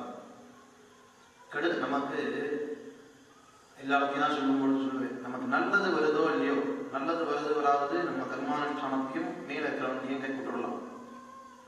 ஆனா கெடுதல் வருது வரக்கூடாது. வரக்கூடிய கெடுதலை கெடுக்கிறது நம்ம தான் மெயினா. நல்லது கொடுக்கறதுக்கு பகவானும் இந்த வேதத்தில் சொல்லணும். அது வரது பிரகாரம் பாக்கியத்துக்கு இருந்தாப்ப உணர்ந்தோம். ஆனால் கெடுதல் வர்றதுக்கு நம்ம தான் முதல் காரணம். நல்லது வருதோ இல்லையோ கெடுதல் வரக்கூடாது, இதுதான் என்னுடைய பாலிசி. அந்த விதத்தை பார்க்கும்பொழுது வேத மந்திரங்களை எப்படி உச்சாரணம் பண்ணணுமோ அப்படி இந்த காலத்து உச்சாரணம் இல்லை. வைதிகால், அதாவது வேத பாடசாலையில் பூர்ணமாக அத்தியனம் பண்ணி வழியில் வந்து சொல்லக்கூடிய வேத வித்யைக்கும் இந்த ஆధుனிக ரீதியில் உபாயங்கள்னால வரக்கூடிய ஒரு வேதத்தை கற்றுன்னு சொல்ல முடியாது, கேட்டுண்டு ஓரளவுக்கு கற்றுண்டு சில இடங்களில் சொல்லக்கூடிய வேத வித்தியை மந்திரங்களுக்கும் டிஃப்ரெண்ட் நமக்கே தெரியும். அதனால தான் இன்னைக்கு பல இடங்கள்ல வேத மந்திரத்தை உபயோகிச்சு நமக்கு பலன் கிடைக்கல அப்படின்னா அதுதான் காரணம். குரு சிஷ்ய பரம்பரையாக தான் அந்த வேதத்தை சம்ரட்சணம் பண்ணணும். இதுக்கு ஒரு சின்ன ஒரு சம்பவம் நடந்ததை நான் சொல்லறதுக்கு இங்கே கடமைப்பட்டிருக்கேன். காசியில் நான் ரிசர்ச் பண்ணிட்டு இருக்கும்பொழுது, ரிசர்ச் பண்ணுறதே இந்த சென்ட்ரல் கவர்மெண்ட்லேருந்து ராஷ்ட்ரிய வேத வித்யா பிரதிஷ்டானம் அப்படிங்கிற சென்ட்ரல் கவர்மெண்ட்டோட ஒரு சம்ஸ்தானம், அது மூலமாக தான் இந்த டாக்டரேட் பண்ணியிருக்கேன். அதனுடைய டைரக்டர் கிரீட்டி ஜோஷின்னு ஒருத்தர் இருந்தார். பெரிய வித்வான், நல்ல ஸ்காலர், சஹிருதயம், நல்ல மனுஷன். அவர் ஏதோ பேசிட்டு இருக்கும் பொழுது பட்டாபிராமராசின்னு குருவோட பேரை சொல்லக்கூடாது, சாஸ்திரம்லாம் மட்டும் தான் வாசிச்சேன், இருந்தாலும் வெளியில் தெரியறதுக்காக சொல்ல வேண்டிய ஒரு காலகட்டம்.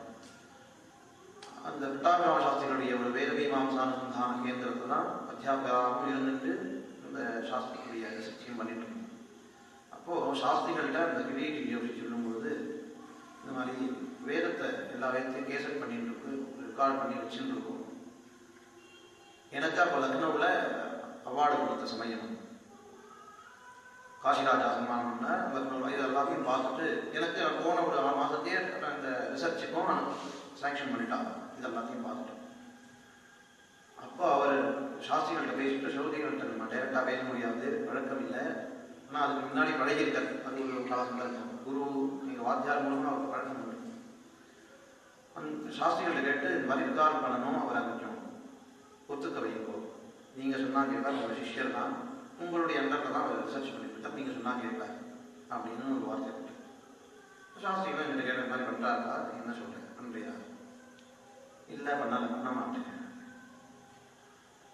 என்ன காரணம்னா, பெரியவா எங்கள் வாத்தியார்னு சொல்லியிருக்காரு, வேதத்தை கேசட் கொடுக்காத, அதனால அதுதான் எனக்கு வேத வாக்கியம் பண்ணுறது தப்பா ரைட்டாங்கிறது அப்புறம் அப்படின்னு.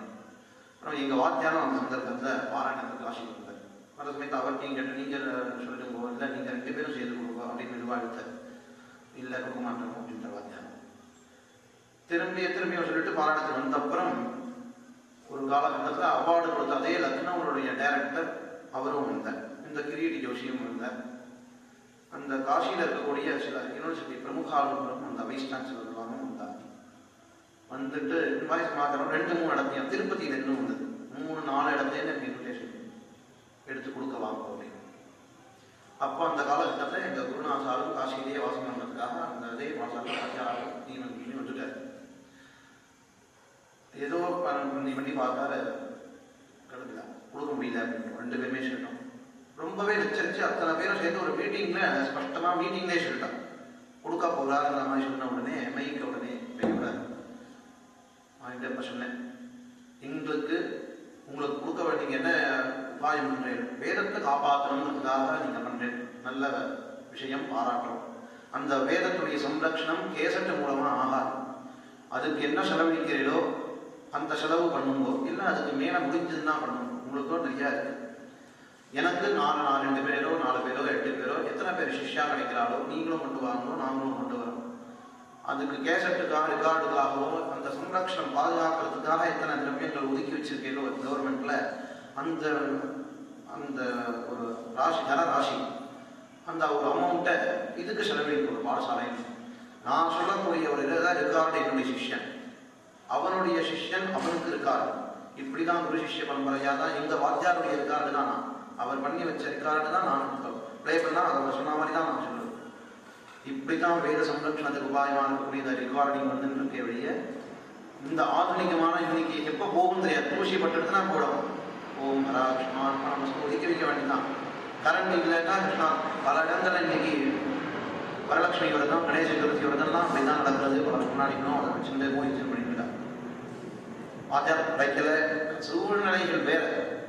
கிடைக்கலங்கிற ஒரு சந்தர்ப்பம் வேற. ஆனால் அது கூப்பிட்டாது பண்ணணுமாங்கிற ஒரு எத்தனையோ உபாயங்களில் போயிட்டு தரலாம். அப்படி சொன்ன உடனே அந்த கிரீடி ஜோசியர் எதுக்காக சகிருதயர்னு அவர் சொன்னேன்னா, மற்றவர்களும் மனுஷாளுக்கு விஷயத்தை புரிஞ்சுங்க, வைதிகத்துக்காக வேதத்துக்காகவே வைதிக மார்க்கத்தை பிரச்சாரம் பண்ணுறதுக்காகவே அவர் பாடுபட்டார். இந்த பிரதிஷ்டானத்தை கவர்மெண்ட்ல சொன்ன உடனே சோதியில் இந்த சொன்ன சரியான வார்த்தை செய்ய நாமளுமே இது பண்ணது உபதிரவம் பண்ணலன்னு ஒழுங்கிட்டார். அந்த வார்த்தையை கேட்டதும் நான் இன்னைக்கு செய் அப்படின்னு சொல்லி ஒரு ரெக்கார்டு கொடுத்துருந்தேன்னா, இன்னைக்கு டெல்லியில நானும் ஒரு மனுஷன். உண்மையான வார்த்தை, ஏதோ ஆத்ம பிரசம்சிக்காக பண்ண வந்த விஷயமே இல்லை. இதுக்கு அடுத்ததா நடந்த ஒரு சம்பவம் குருநாசாரி சம்பந்தப்பட்டது. ஆனால் சொல்லக்கூடாது, இருந்தாலும் சொல்றேன். ஏன்னா வேதத்துக்காக அதை நான் வெளியில சொல்றேன். எங்க வாத்தியார்கள் கடைசி வரைக்கும் முட்டி பார்த்தா வரல, இவாளுக்கெல்லாம் கவர்மெண்ட் சம்பந்தமா இருக்கிறதுனால வெளிநாட்டில் ஏதாவது பிரச்சாரம் ஆகிடக்கூடோ அப்படிங்கிற ஒரு அச்சம் வாத்தியார்களுடைய ஒன்று. தெளிவா சொல்லிட்டா வேண்டாம் அப்படின்ட்டு. ஆனா கடைசி காலகட்டத்தில் அவர் தப்பு பண்ணினார்னா நமக்கு வெளியே லௌகிக்காம ரீதியில பார்த்தா தெரியும். ஆனா அங்க ஒரு தர்மம் வந்தது அப்படிங்கிறது காமிக்கிறதுக்காகவோ என்னவோ குருவோட ஒரு ஆச்சாரம் எப்படி இருந்தது அப்படின்னாக்க, ஹைதராபாத்ல ஒரு வைஷ்ணவ மடம் ஒன்று இருக்கு, பேரு எனக்கு சரியா தெரியல. அப்போ இங்க வந்துட்டு போயிட்டு இருக்காரு ஒரு காலகட்டத்தில் ஒரு மாதிரி. அங்க அந்த சுவாமிஜி வாத்தியாருக்கு ரொம்ப சம்பந்தம் பழக்கம் உண்டு சமீப காலம். நீங்க வேதத்தை சாமவேதம் பூர்ணமா நீங்க கார்டு கொடுப்போம் அப்படின்னு பாராயணம் பண்ணுவோம் அப்படின்னா முதல்ல விஷயம் வந்ததே அப்படித்தான். நீங்க பூர்ணமா பாராயணம் பண்ணணும் நம்ம ஆஸ்தானம். சரி சொல்லிட்டேன். அப்புறம் ஒரு தடவை போய் பார்த்துட்டு ஏதோ சந்தர்ப்பத்தில் போக வேண்டிய ஒரு சூழ்நிலை யாரும் வந்தது. அப்படியே போய் பார்க்கும் பொழுது மெதுவாக பேச ஆரம்பித்தேன். இல்லை கொஞ்சம் ரெக்கார்டிங்கும் கொஞ்சம் ஆடியோ வீடியோ ஒரு சாதனம் அப்படின்னு இருக்கு. இப்போ நான் சிஷ்யாவாக இருக்கணும் அப்படின்னா இல்லை இதில் நீங்கள் பயப்படவே வேண்டாம். உங்களுக்கு வேண்டாம்னா ஒன்றும் ஆடியோ வச்சுக்கலாம், நான் இதாக ஒன்றும் வச்சுக்கணும் விஷயம் படத்தில் அப்படின்னு அப்படிக்க ஒரு பார்க்கணும். ஏதோ அப்படி எப்படி சொல்லி அவரை வாத்தியாரை ஒத்துக்க வச்சுட்டார். சரி வாத்தியாரும் நீங்கள் பூர்ணமாக உங்களை நம்புறதுனால நான் வரேன், இல்லைன்னா இல்லை, வெளியில் போச்சுன்னு எனக்கு தெரிஞ்சது அப்படின்னா நாளைக்கு நான் அதனுடைய வேற விதமாக போயிடுவேன், நான் லௌகிக ரீதியில அப்படின்னு. சரி இத்தனையும் ஒத்துண்டு கடைசியில் இந்த வேதத்தை ரெக்கார்ட் கொடுக்கறதுக்காக போகும் பொழுது ஒரு சம்பவம் நடந்தது. போக முடியாமல் ஒரு சூழ்நிலை, ஆற்றுல ஒரு அசௌகரியம் உறவுக்காரோ போக முடியாமல் இருந்து அங்கே வந்துட்டா ஏதோ இல்லை. அதே மாதிரி 2 தடவை ஆச்சு. அந்த மாதிரி புறப்பட்டா திருப்பி ஏதோ இருந்தோம், திருப்பி புறப்பட்டா ஏதோ இருந்தோம். சரி சரி இது வேண்டவே வேண்டாம், இதுக்கு சொல்றேன். அது பண்ணித்தான் பாப்பமே பார்த்தோம்னாலும் ரியாக்ஷன் இப்படிலாம் வந்துடும். அதுக்கப்புறம் நடக்கலை. அப்புறம் சமப்பட்ட ஏதோ திருப்பதியில் அபாவால போச்சு வாழ போச்சு ஏதோ தட்சிணையை கொடுத்து ரெக்கார்ட் பண்ணி இப்போ வச்சிருக்கிறதாக கேள்வி. அதெல்லாம் பூர்ணமா சம்ரக்ஷணமா ஆகாது. வேதம் அப்படின்னா குரு சிஷ்யனுக்கு சொல்லணும், சிஷ்யன் குரு அவருடைய சிஷ்யனுக்கு சொல்லணும். இப்படி குரு சிஷ்ய பரம்பரையாக தான் வேதத்தை காப்பாற்ற முடியும். அப்படி அந்த வேதத்தை பிரவர்த்தி நம்ம ஸ்ரேயஸுக்காக அந்த வேதத்தை நம்ம மாற்றி துஷ்பிரயோகம் பண்ணிட்டோம் அப்படின்னாக்க இன்னைக்கு இல்லை எந்த காலத்துக்குமே அந்த கஷ்டத்தை கொடுக்குமே வழிய நல்லது கொடுக்காது அப்படிங்கிறது பல மகானுடைய அனுபவம், நம்மளுடைய ஒரு அனுபவத்தையுமே தெரிஞ்சுருக்கு. அதனால வேதத்தை புஸ்தகத்தை பார்த்தோ சஸ்வரமாக சொல்லணும்னு நினைச்சுட்டு இந்த காலத்தில் உள்ள ஏதோ கேசட்டு போக்குவரத்து ஆధుனிக சாதனங்கள் நிறையா வந்துருக்கு. அதை வச்சு ஒரு பண்ணுறோம் அப்படின்னாக்க அதான் அந்த அளவுக்கு பலன் தராது. மாறுதலாக கெடுதலை தான் உலகத்துக்கு கொடுக்கும், அவருக்கு மட்டும் இல்லை. எந்த தேசத்தில் உட்கார்ந்து அந்த மந்திரத்தை உச்சாரணம் பண்ணுறமோ அது நல்லது இருந்ததுன்னா நல்லத்தினுடைய பலன் அத்தனை ஜந்துக்களும் அத்தனை ஜீவராசிகளுக்கும் அசையக்கூடிய பொருளாக இருக்கட்டும் அசையாத பொருளாக இருக்கட்டும் ரெண்டுத்துக்குமே நல்லது வரும். மாற்றி இதனுடைய பலன் வந்துருக்குன்னா உச்சாரணம் வந்துருக்கு அப்படின்னாக்க அது அனுஷ்டத்தை தான் உண்மை விளைவிட்டு. அதனால வேத லட்சணம் எங்கெங்க இருக்கோ அங்கே கொஞ்சம் தட்டி கேட்கறது இந்த காலத்தில் பயமாக தான் இருக்கு. அக்கச்சான் சொல்கிறான்னு தெரிகிறதே வெளியே சொல்றதுக்கு நம்ம ஏன் இப்படி சொல்றேன்னு கேட்டோம்னா நமக்கு பின்னாடி 2 பேரும் சவுண்டு கொடுக்க சப்போர்ட்டா சவுண்டு கொடுக்குறது இருந்துட்டாருன்னா எல்லாருமே கேட்கலாம். ஏன்னா வேதத்தை காப்பாற்றணும் அப்படிங்கிற ஒரு குறிக்கோள் தான். நிறைய பரஸ்பரம் அந்த ஏதோ ஒரு கெட்ட எண்ணத்தையோ அவரை ஏதோ இது பண்ணணும் அப்படிங்கிறதுனாலையும் அவங்க கேட்க போகிறது. சொல்லுங்கோ வேதத்தை குருகிட்ட போய் அத்தியனம் பண்ணிட்டு அதை நல்ல விதமாக ப்ராக்டிஸ் பண்ணிட்டு சஸ்வரமாக வேதத்தை எப்படி சொல்லணுங்கிற ஒரு பద్ధதி இருக்கோ அந்த முறையில் இருக்கணும், தப்பு கிடையாது.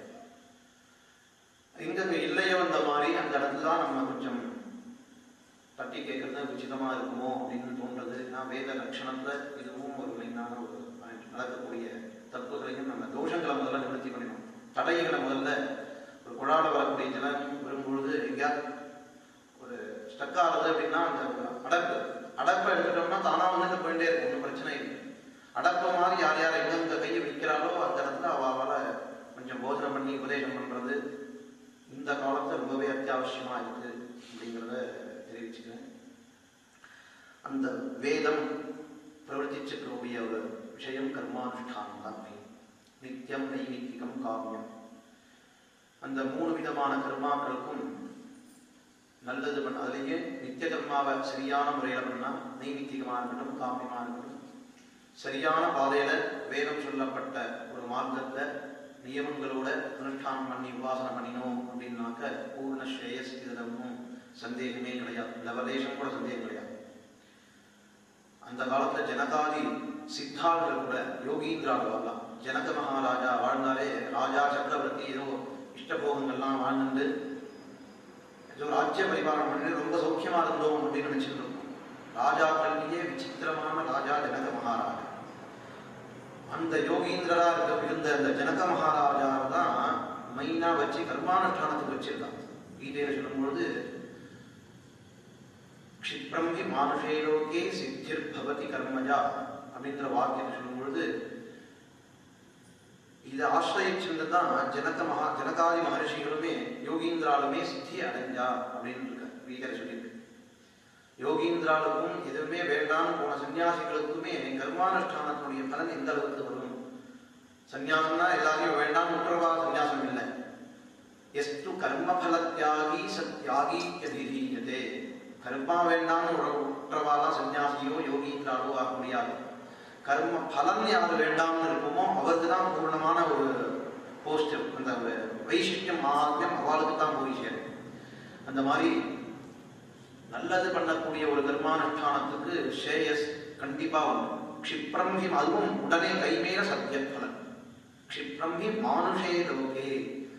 கர்மானுஷ்டானம் தேவதைகள் பிரம்மாவாகட்டும் விஷ்ணு மகேஸ்வரன் இந்திராதி தேவதைகளாக இருக்கட்டும் அவ கர்மானுஷ்டானம் பண்ணணும் அப்படின்னு ஆசை வந்துருக்கு, அதுல பிரயத்னப்படுறா அப்படின்னாக்க பூலோகத்துல வந்துதான் அவ கர்மானுஷ்டானம் தபஸ்தபனம்.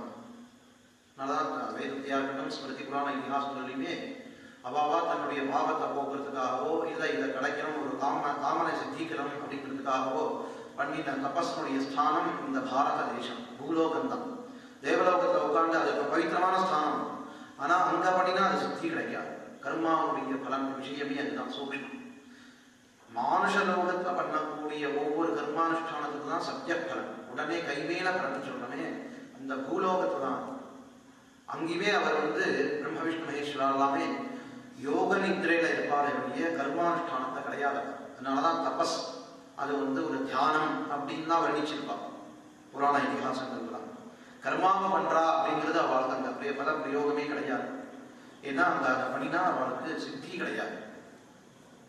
அதாவது கர்மாத்தை அனுஷ்டானம் பண்ணணும் அப்படிங்கிற ஒரு மனஸ்திருப்தி இருக்குமே வழிய கர்மாவிலேன்னு ஒரு பலனை எதிர்பார்த்தோம் சித்தியை எதிர்பார்த்தோம் அப்படின்னா அதுக்கு இங்கேதான் இந்த சித்தியை கொடுக்கக்கூடிய கிடைக்கக்கூடிய ஸ்தானம் இந்த மனுஷலோகம். அதுக்கு விதிக்கப்படக்கூடிய ஒரு சைலி இருக்கு, நித்தியம் நைமித்திகம் காமியம். இந்த 3 தவிர வேறு 4வது விதம் வேதத்தில் கிடையாது. கர்மானுஷ்டானம் ஒன்று நித்தியமா இருக்கணும், இல்லை ஏதாவது ஒரு நிமித்தம் கேதுவை வச்சு வந்த கர்மாவா இருக்கும், இல்லை ஒரு காமனையை பூர்த்தி பண்றதுக்காக சொல்லப்பட்ட உபதேசிக்கப்பட்ட கர்மாவா இருக்கும். இந்த 3 தவிர வேற ஒன்றும் கிடையாது. அப்படிப்பட்ட அந்த வேதம் 2 விதமா மெயினா 2 விதமா பிரிஞ்சிருக்கு. மந்திர பாகம் பிராமண பாகம். மனனா திராயதே இது மந்திர. அதாவது திருப்பி திருப்பி அதை உபாசிச்சு ஜபம் பண்ணி அதை மனனம் பண்ணி திருப்பி திருப்பி ரிப்பீட்டா அதை உச்சாரணம் பண்ணி ஒரு நியமத்தோட சம்ரக்ஷணம் பண்ணுறதுக்கு தான் திராயதே ரட்சிக்கப்படுகிறது. அப்படிங்கிறதுனாலதான் மந்திரம்னு பேர். அதாவது வேதம் முழுக்க மந்திரம். பொதுவாக ஜென்ரலா பார்த்தோம்னா வேதம் முழுக்க மந்திரம். அதுல உள்ள டீப்பா போய் பார்க்கும்பொழுது வேதம் எத்தனை விதமா அது பிரிஞ்சிருக்கு. மெயினா 4 விதமா பிரிஞ்சிருக்கு. இது சாமாச்சர்வ அப்படின்னு பிரிச்சார். அப்படி பிரிஞ்சு விட்டு அதுல பல சாகைகள் இருந்தது. அப்படின்னா அந்தந்த ஒரு இடத்துல ஒவ்வொரு பிரிவுகள் உள் பிரிவுகள்லாம் வரும். தசை, அவாந்தர தசை, அந்தர தசை, அந்தராந்தர தசைன்னா ஜோதிஷத்தில் இருக்கிற மாதிரி உள் பிரிவுகள் இதெல்லாம். எந்த ஒரு பிரயோகத்தை கர்மானுஷ்டானத்துல சொல்லக்கூடிய அந்த கர்மானுஷ்டானத்துக்கும் பலனத்துக்கும் சம்பந்தத்தை சொல்லக்கூடிய எதுவோ எந்த ஒரு சப்தத்துடைய வாக்கிய ஜாலம் இருக்கோ அதுக்கு மந்திரம்னு பேர். பிரயோக சமவேத அர்த்த ஸ்மாரகாக மந்திராக மீமாம்சா சாஸ்திரத்துடைய லட்சணம். பிரயோகம்னா கர்மானுஷ்டானம், பிராக்டிக்கல். பிராக்டிக்கல்ல சொல்லக்கூடிய பண்ணிட்டு இருக்கக்கூடிய சொல்ல வேண்டிய என்ன ஒரு சப்த ஜாலங்கள் இருக்கோ அந்த சொல்ல வேண்டியதாகவும் இருக்கணும், அந்த அர்த்தத்தை போதிக்கக்கூடியதாகவும் இருக்கணும். அர்த்தம்னா பலன், தாத்பரியமோ அதனுடைய விசேஷ பாவங்களோ கிடையாது. அர்த்தா அபிதேய ரை வஸ்து பிரயோஜன நிவர்த்திஷு, அந்த பிரயோஜனம் தான் அர்த்தம். அந்த பலன் கர்மாவுக்கும் அந்த பலனுக்கும் சம்பந்தத்தை சொல்லி அந்த இடத்துல உச்சரிக்கக்கூடியதாக எது இருக்கோ அதுக்கு மந்திரம். இதுதான் மந்திரங்களுக்கு ஒரு லட்சணம். அதே மாதிரி பிராமணம், விதாயகம் வாக்கியம் பிராமணம். இதை இப்படி இப்படி செய்யாதே, இப்படி பண்ணு, இந்த இடத்துல இதை வையே, இப்படின்னு எது விதிச்சிருக்கோ ரூல்ஸ் போடுறதோ கண்டிஷன் போட்டு கட்டளை எழுதுகிறதோ அதுக்கெல்லாம் பிராமணம். விதாயகம் வாக்கியம் பிராமணம். இப்படித்தான் பண்ணணும், இப்படி பண்ணக்கூடாது, இப்படி எதாவது விதிச்சிருக்கோ அந்த பாகங்கள் வேதத்தை இப்படியும் இருக்கு, அதுக்கெல்லாம் மந்திர பாகம். இப்படிதான் பண்ணணும் பண்ணக்கூடாதுங்கிற ஒரு ரூல்ஸ் கட்டளை இட்டு ஒரு கர்மாக்குரிய ஒரு பிராக்டிகளை போதிக்கக்கூடிய வாக்கியங்கள் எதிரோ அதெல்லாம் பிராமணங்கள். இப்படி மெயினா ரெண்டா பிரிஞ்சிருக்கு. வேதா உபயாத்மகா மந்திராத்மகா பிராமணாத்மகச்ச அப்படின்னு சாயணாச்சாரிய வேத பாஷ்யத்தை ஆரம்பத்தில் சொல்லக்கூடிய ஒரு லட்சணம். அந்த வேத மந்திர பிராமணம், மந்திரம் பிராமணம் ரெண்டு ரூபமா இருக்கக்கூடிய அந்த வேதத்துக்கு 8 விதமான பிரணாளி, பிரமாணத்தை புரிஞ்சிக்கக்கூடிய விதமும் 8 விதமா இருக்கு. ஸ்ருதி, வாக்கியம், பிரமாணம், ஸ்தானம், பிரயத்னம் அப்படின்னு மீமாம்சத்தை 8 விதமான கரணங்கள், ஹேதுக்கள், அதுக்கு ஒரு நியாமகங்கள், இப்படித்தான் போகணுங்கிற ஒரு கட்டுப்பாடு, புரிஞ்சிக்கக்கூடிய ஒரு செயலியில இது இல்லாம இதை புரிஞ்சிக்க முடியாது, இதை இப்படித்தான் புரிஞ்சுக்கணும் அப்படிங்கிற ஒரு 8 விதமான செயலிகளை புரிஞ்சு மெயினா ஆரம்பிச்சு வச்சிருக்காங்க. அதுல மந்திரம் அப்படிங்கிறது சொல்லக்கூடிய ஒரு பாகம், பிராமணம் விதிக்கப்படக்கூடிய ஒரு பாகம். இதுல அர்த்தவாதம் அப்படிங்கிறது இன்னொரு பாட்டு.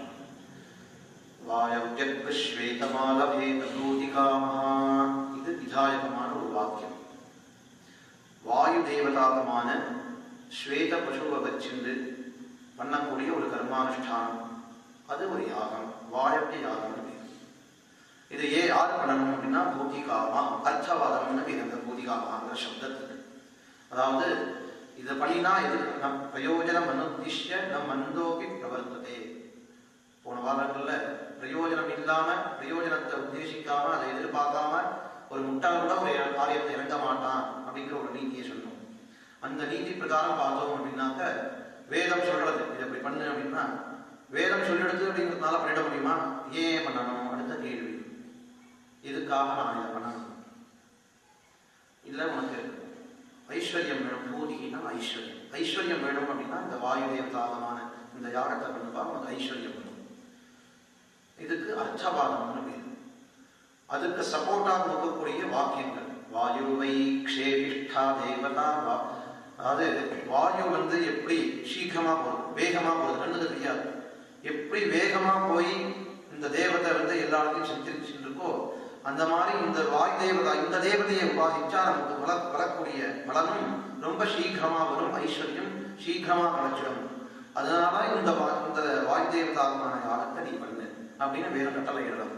இந்த மாதிரி ஒவ்வொரு கர்மானுஷ்டானத்துக்கும் இப்படித்தான் அர்த்தத்தை எப்படி புரிஞ்சுட்டு வேத பாஷ்யங்களை இப்படித்தான் பண்ணியிருக்காங்க. மீமாம்சா சாஸ்திரத்தை சொல்லும் பொழுது தர்மே பிரநீயமானேகி வேதேன கரணாத்மனா இது கர்த்தவியதாபாகம் மீமாம்சா உரவிஷ்யதி.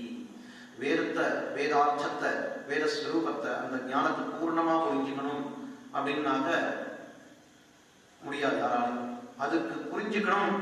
வேதம்னா தர்மம் தான், தர்மம் வேதம்ங்கிற ரெண்டும் வேதோதிலோ தர்மம் மூலம். தர்மம்னால நமக்கு எல்லாம் ஸ்ரேயஸ் கிடைக்கிறது. எதை அனுஷ்டானம் பண்ணினா நமக்கு ஸ்ரேயஸ் கிடைக்கிறதோ அதுக்கு தர்மம்னு பேரு.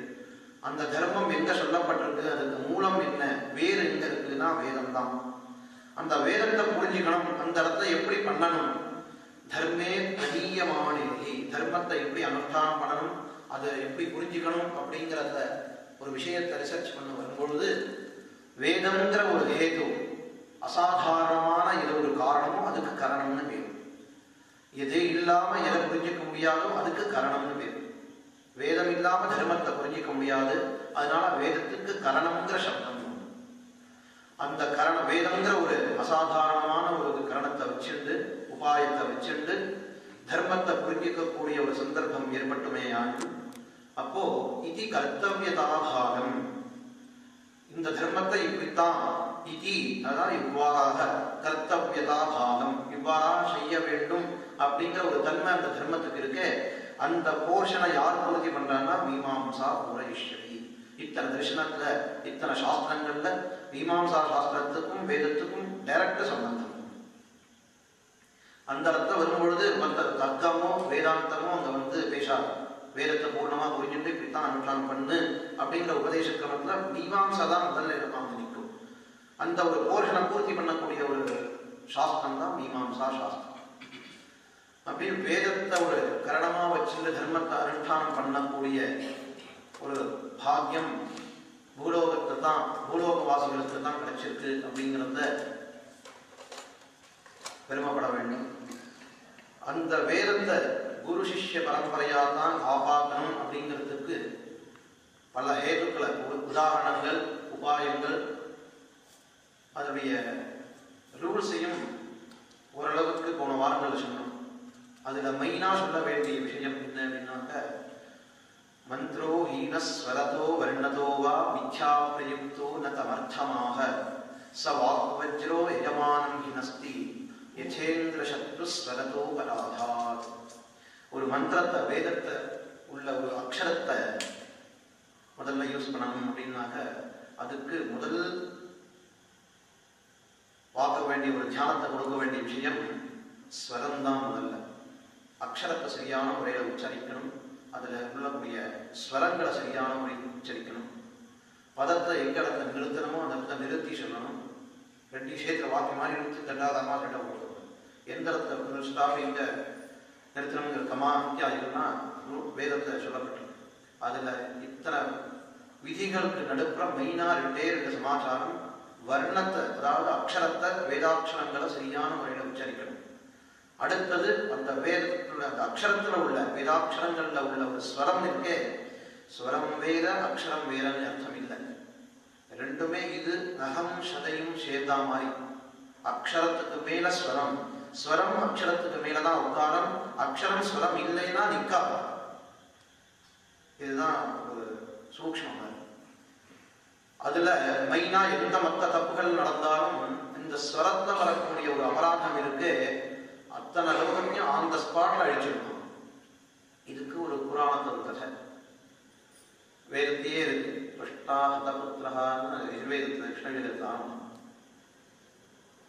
புராணங்களை சொல்லும் பொழுது இதே வைதிக கதையை தான் புரியும்படியான ஒரு இன்னும் ஒரு சப்போர்ட்டோட கடந்த ஒரு சம்பவத்தோட சேர்த்தாப்ப சொல்லணும். துவஷ்டா அப்படிங்கிற ஒரு தேவதை, அவர் தான் அந்த ஜந்து அத்தனை அகிலாண்ட கோடி பிரம்மாண்டங்களையும் வசிக்கக்கூடிய ஜீவராசிகளுக்கு ரூபங்களை, ஸ்வரூபத்தை கொடுக்கக்கூடிய, அதை மாற்றி அமைக்கக்கூடிய சக்தி அவருக்கு தான் உண்டு. அந்த அவருக்கு பேர், அந்த தேவதைக்கு பேர் துவஷ்டா அப்படிங்கிற பேர். அந்த துவஷ்டாங்கிற தேவதைக்கு விஸ்வரூபன் அப்படிங்கிற ஒரு பிள்ளை இருந்தான். ரொம்ப நாள் அப்படி வாழ்ந்துருந்தா இந்த துவஷ்டாவா இருக்கட்டும், அவருடைய பிள்ளை விஸ்வரூபனா இருக்கட்டும், எல்லாம் இந்திரனுடைய ஒரு ராஜ்யத்துல அவருடைய ஒரு கணங்கள்ல சேர்ந்தக்கூடிய ஒரு தேவதை, மருக்கணம்னு பேரு. அந்த மருக்கணங்கள்ல இவ்வாறும் ஒரு பாட்டு. ஏதோ காலகட்டத்தில் கால சந்தர்ப்ப விஷயத்துல ஏதோ மனசனுடைய வைபரிய விரோதத்தினாலேயோ இல்லை ஒரு நடந்த ஒரு சச்சரவுகளினாலேயோ ஒரு விரோதம் ஏற்பட்டெடுத்து இந்திரனுக்கும் அந்த விஸ்வரூபனம், துவஷ்டாவோட உள்ள விஸ்வரூபனம் சண்டை வந்து வாக்கலாமா பேசிட்டு இருக்கும் பொழுதே அப்புறம் அடிக்கடியில போய் முடிஞ்சது. அடிக்கும் பொழுது அந்த யுத்தமா ரொம்ப மகாயுத்தமா மாறிடுது. இப்படிதான் ஒரு ஸ்டெப் பை ஸ்டெப்பா வர்ணிச்சிருக்காரு. அந்த மகாயுத்தங்கள் ரொம்ப உக்கிரமா போன உடனே விஸ்வரூபன்கிற பிரட்டாவோட பிள்ளையே கொண்டுட்டான். அந்த வஜ்ராயுதனால கொண்டுட்டான். முடிஞ்சு போச்சு, இவன் போயிட்டான் எடுத்து. ஆனா பாபா கடமையை தான் செஞ்சிருக்கான். அதாவது தர்மத்துக்கு விருத்தமா நடந்திருக்கான் அப்படிங்கிறது அதுல தெரியுது புராணம். அப்படி இல்லை அப்படின்னாக்க தர்மத்துக்கு விருத்தமா நடந்துட்டான்னா இந்திரனுடைய போஸ்ட் அந்த ஸ்பாட்ல காலி கீழே விழுந்துட வேண்டியதான். பூமியில அங்கே கீழே விழுந்துட வேண்டியதான். ஒரு பட்சி மேல இந்த காலத்துல ஒரு அம்புனாலையோ இல்லை துப்பாக்கியாலையோ மேல சுட்டோம் பறந்து இருக்கிற பட்சியே அப்படின்னாக்க உடனே அந்த ஜீவன் போய் உடனே கீழே விழந்தோ பழுத்த காய் பழமானே மரத்தேனே எப்படி அந்த பாரம் தாங்காம கீழே விழந்தோ அதே மாதிரி தர்மத்துக்கு விரோதமா தேவதைகள் மேல இருக்கிறவா பண்ணிட்டா அப்படின்னா அந்த பாட்டுல கீழே அதுக்கு கீழே என்ன இருக்கோ அங்க விழ வேண்டிதான். அதுக்கு தான் பகிதன்னு பேர். நம்ம பகிதன் அப்படின்னா நமக்கு கீழே விழுந்துருவோம்.